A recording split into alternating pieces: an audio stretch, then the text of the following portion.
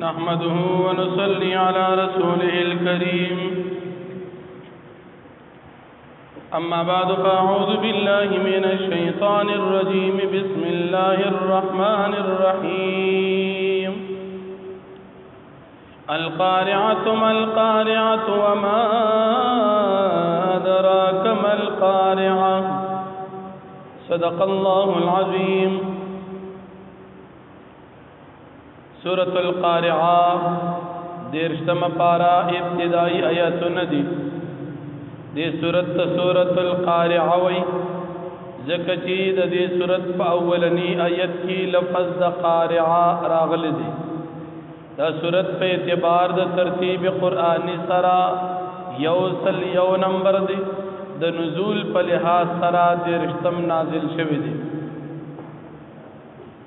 دا سورت مکی سورت دی دا نبی علیہ السلام دا ہجرت نوڑان دی نازل دی دی سورت کی یو رکو یولس آیتون دی دا دی سورت دا مخ کی سورت سر ربط او مناسبت دا دی چی پا مخ کی سورت کی دا اعمال و جزا بیان شوا پا دی سورت کی ہم دا اعمال و جزا ذکر کی گی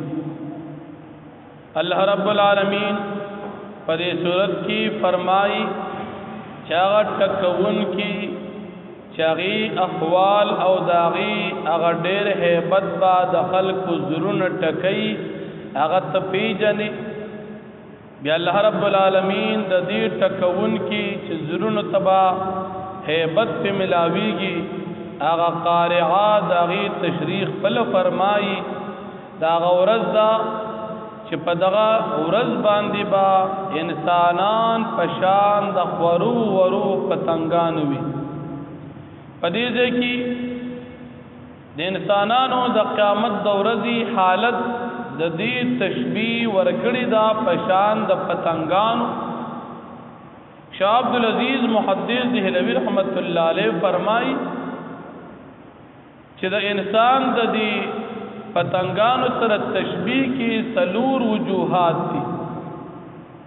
اول دا چې پتنگان کله خوارو وادشي نو دا ذلیلې دا انسانان به د قیامت پر ورځ داسې ذلیلې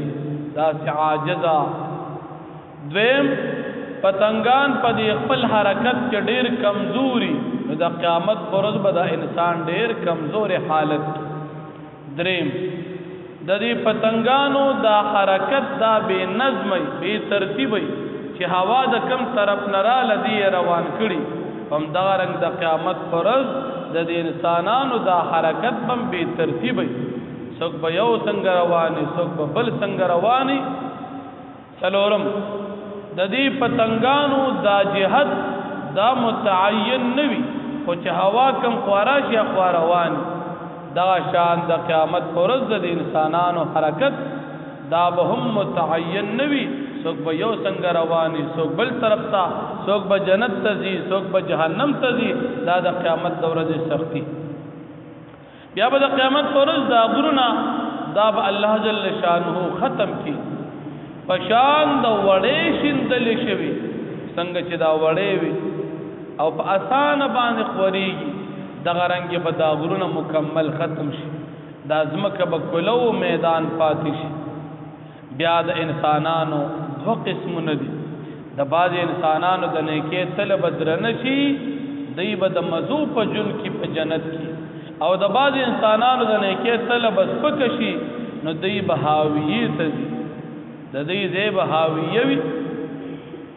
بیا الله جل شانه نبی علیہ السلام ته فرمایي چې ته هاویه پیژنې چې دا څه ده دا گرم اور دی باغی تزی اللہ جل شانہ دے منگو تاسو د جہنم د سختین او ساتي نو فرمائی القارعہ هغه ټکون کې چې ټکای بزرنا د ډېر hebat سره مل قارعہ تا تصفت دا چې دا ټکون کې قارعہ سدي وما ادراک مل قارعہ او تا تپت نشتا چې دا قارعہ څه شی دی یوم پا غورز باندی یکون الناسو چشب خلق کالفراش المبثوث پشاند پتنگانو خوار شو وتكون الجبال شبغرنا كالعهن المنفوش پشاند وڑے شندل شوی فاما من ثقلت موازینه پس هر هغه کس چې د هغې درانشي تلا دنې کې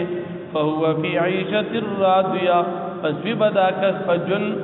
راضیة د رضا او د خوشحالۍ کې جنت دی واما من خفت ور هغه کس چې سپک شي موازینو تلا دا غدنې کې چا تل دنې کې چې سپک شي فامه هاویه نو د ټکانه او مسکن به هاویه مقام وي وما ادراک ما هي او تا تصفت پیغمبر علیہ السلام ما هي چهاویه سشید نار حامیه دا گرم اور دے دا هاویه دا د جهنم گرم اور دے الله جل شانه دې موږ ته